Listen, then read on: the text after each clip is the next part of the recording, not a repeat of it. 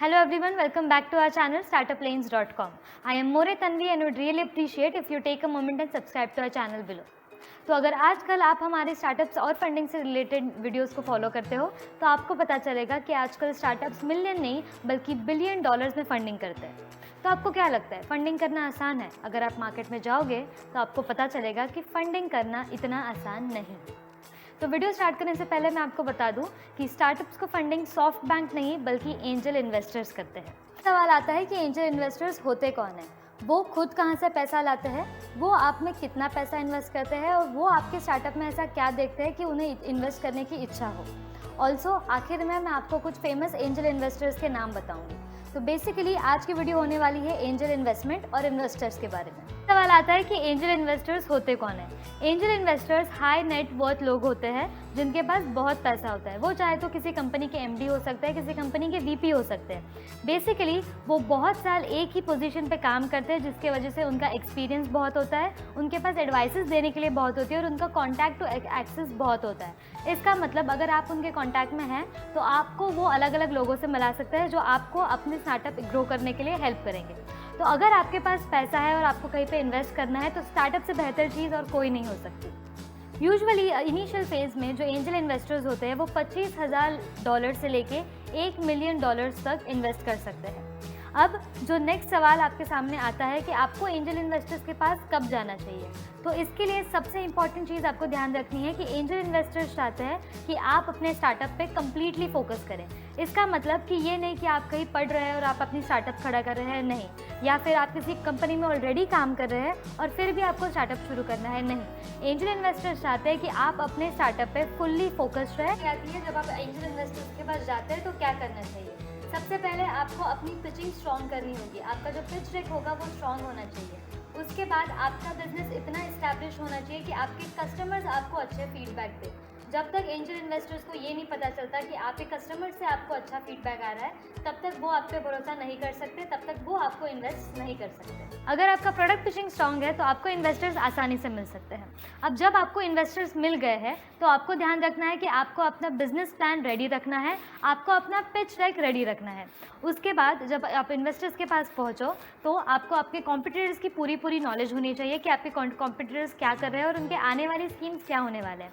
उसके बाद market scheme जैसे कि मैंने पहले वीडियो में बताया था, ज़्यादा छोटी भी नहीं होनी चाहिए और ज़्यादा बड़ी भी नहीं होनी चाहिए।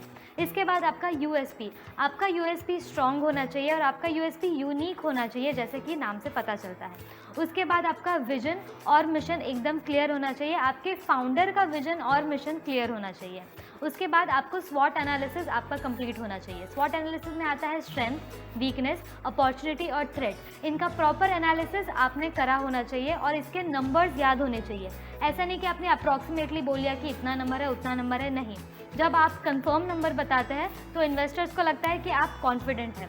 इसके बाद अगर आपने नंबर्स याद रखे हैं तो उन्हें ये भी लगता है कि आपका फोकस आपके स्टार्टअप पे पूरा है।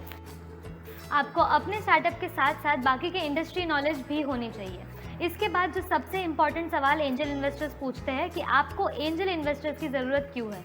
इस सवाल का जवाब आपको अच्छे से प्रिपेयर करके जाना है क्योंकि ये मैंडेटरी सवाल हर कोई इन्वेस्टर पूछता है। अब ये सवाल सबसे ज़्यादा पूछा गया सवाल है कि एंजल इन्वेस्टर्स आप में इन्वेस्ट करने से पहले ऐसी कौन सी क्वालिटीज़ देखते हैं। तो सबसे पहले जैसे मैंने कहा कि आपके फाउंडर का विजन, मिशन और बिलीफ एकदम क्लियर होना चाहिए। ऐसे नहीं कि एंजल इन्वेस्टर्स ने बोला कि आप ये कर सकते हैं, वो कर सकते हैं और आपने बोला हाँ कि हम ये भी कर सकते हैं, वो भी कर सकते हैं, नहीं। आपको अपने विजन और मिशन पे क्लियर होना है कि हमें ये करना है अगले 5 सालों में या फिर अगले 10 सालों में। उसके बाद जो दूसरी चीज़ आती है वो है टीम। आपकी टीम भले ही छोटी हो बट वेल एक्सपीरियंस्ड होनी चाहिए, वेल स्किल्ड होनी चाहिए। जब तक आपके पास प्रॉपर टीम नहीं है तब तक कोई भी एंजल इन्वेस्टर्स आप पे बिलीव नहीं कर सकता। उसके बाद जो थर्ड चीज़ है वो है ट्रैक्शन और स्केलेबिलिटी। इसका मतलब ये है कि आपका फॉर्मूला, आपके सक्सेस का फॉर्मूला टेस्टेड होना चाहिए। ऐसे नहीं कि आपके दिमाग में एक आइडिया आया और आप एंजल इन्वेस्टर के पास चले गए, ऐसा नहीं होता। आपका बिजनेस मॉडल स्ट्रांग होना चाहिए और आपके बिजनेस मॉडल की टेस्टिंग ऑलरेडी हो चुकी होनी चाहिए। और अगर आपके बिजनेस मॉडल की टेस्टिंग हो चुकी है और रिजल्ट्स पॉजिटिव आती है ओनली एंड ओनली देन आपको एंजल इन्वेस्टर्स के पास जाना चाहिए। उसके बाद आता है कि how big is your market size. जैसे कि मैंने पहले कहा था, आपकी मार्केट साइज़ ज़्यादा छोटी भी नहीं हो सकती क्योंकि वहाँ पे अपॉर्चुनिटीज़ कम होती है, और मार्केट साइज़ ज़्यादा बड़ी भी नहीं होनी चाहिए बिकॉज वहाँ पे कॉम्पिटिटर्स बहुत होते हैं। आपका स्टार्टअप अभी अभी नया है तो हो सकता है उनसे कम्पीट ना कर पाए। अब इसके बाद जो एंजल इन्वेस्टर्स आप में क्वालिटी देखते हैं वो है कि आपने अपने कंपनी की रीजनल वैल्यूएशन की है कि नहीं। Before you go to the investors we have to make sure कि आपने अपने कंपनी की अच्छी वैल्यूएशन, प्रॉपर वैल्यूएशन की है। इसके बाद एंजल इन्वेस्टर्स देखते हैं कि आपके पास एग्जिट स्ट्रैटेजी है कि नहीं। अगर XYZ प्रॉब्लम होती है तो उसे टैकल करने के सोल्यूशंस आपके पास है कि नहीं, ये एंजल इन्वेस्टर्स देखते हैं एंड देन उनको भरोसा होता है कि ओके, रिटर्न ऑन इन्वेस्टमेंट हो सकता है, हम इस स्टार्टअप में इन्वेस्ट कर सकते हैं। अब जो सवाल आता है कि आप एंजल इन्वेस्टर्स के पास पहुंचते कैसे हैं। अब there are many ways to reach the angel investors, उसमें से 3 हैं।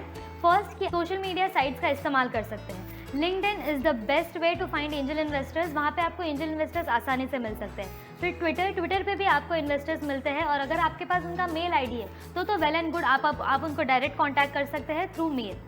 उसके बाद आता है कि फ्रेंड्स एंड फैमिली। आपको अपने फ्रेंड्स एंड फैमिली में ऐसे लोग देखते हैं जो आपको इन्वेस्ट कर सके, आपके स्टार्टअप में इन्वेस्ट कर सके। इसके बाद जो थर्ड चीज़ आती है वो है एंजल नेटवर्क। अब 4 important networks are Indian angel network, let's venture, venture capital, lead angel.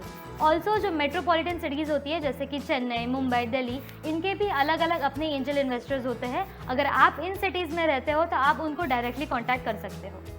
अब बिफोर आई मूव फर्दर, मुझे आपको एक चीज़ बतानी है कि जब भी आप कोई एंजल इन्वेस्टर्स चूज़ करते हैं तब आपको उनका बैकग्राउंड पता होना चाहिए। अब बाय बैकग्राउंड आई मीन कि आपको उनके प्रीवियस इन्वेस्टमेंट्स पता होने चाहिए, बिकॉज एंजल इन्वेस्टर्स ज़्यादातर एक पर्टिकुलर इंडस्ट्री में ही इन्वेस्ट करते हैं। तो अगर आप कोई भी इन्वेस्टर्स के पास ऐसे ही चले जाएंगे तो ये आपका भी टाइम वेस्ट है, ये उनका भी टाइम वेस्ट है। तो इसीलिए before choosing your angel investors please do check their background, do check their previous investments कि उन्होंने किस फील्ड में इन्वेस्टमेंट्स की है और क्या वो आपको इन्वेस्ट कर सकते हैं, क्या वो आपको अच्छे से मेंटोर कर सकते हैं। बिकॉज अगर वो आपके इंडस्ट्री से नहीं बिलोंग करते हैं और फिर भी आपको इन्वेस्ट करते हैं, कि इन्वेस्टर्स सिर्फ पैसों की मदद नहीं करते हैं, वो आपको मेंटोर भी करते हैं। और अगर आपके इन्वेस्टर्स को आपकी फील्ड के बारे में प्रॉपर नॉलेज नहीं है तो वो आपको मेंटोर नहीं कर सकते। अब जैसे कि मैंने आपको कहा था कि मैं आपको कुछ फेमस एंजल इन्वेस्टर्स के नाम बताऊंगी। उसमें से पहले है रंजन आनंद, जो कि गूगल के MD रह चुके हैं साउथ एशिया जोन के। अब ये भी किसी पर्टिकुलर फील्ड में ही इन्वेस्ट करते हैं। अब इनके इन्वेस्ट किए गए स्टार्टअप है अनअकैडमी, इंस्टामोजो, ईजी गो, ट्रैवल खाना, मोबाइल वाला। अब जैसे कि आप देख सकते हैं कि ये ज़्यादातर एजुकेशनल सेक्टर या फिर ऑटोमोबाइल सेक्टर में ही इन्वेस्ट करते हैं। तो अगर आपको इनको कांटेक्ट करना है तो आपका स्टार्टअप भी इसी से रिलेटेड होना चाहिए। अब जो सेकंड इन्वेस्टर है इनके नाम है रितेश मलिक। ये डॉक्टर टर्न एंटरप्रेन्योर है और इनके इन्वेस्ट किए गए स्टार्टअप्स हैं टेक्नो लैब, फिन रोबोटिक्स, जोस्टॉक। अब जैसे कि आप यहाँ देख सकते हैं कि ये ज़्यादातर हेल्थ केयर, हार्डवेयर और रोबोटिक्स इन सेक्टर्स में इन्वेस्ट करते हैं। अब जो थर्ड है वो है कुणाल बहल। ये स्नैपडील के CEO है और इनके इन्वेस्ट किए गए स्टार्टअप है ओला, जुगनू और बेवकूफ़। इनका भी एक अपना अपना पर्टिकुलर सेक्टर है जिसमें ये इन्वेस्ट करते हैं। आई होप आपको ये वीडियो अच्छी लगी हो, और अगर आपको ये वीडियो वर्थ लगी हो देखने के तो please do like, share and subscribe. Also don't forget to follow us on LinkedIn, Instagram and Facebook. ऐसी वीडियोज़ और आती रहेंगी, so stay tuned. Thank you.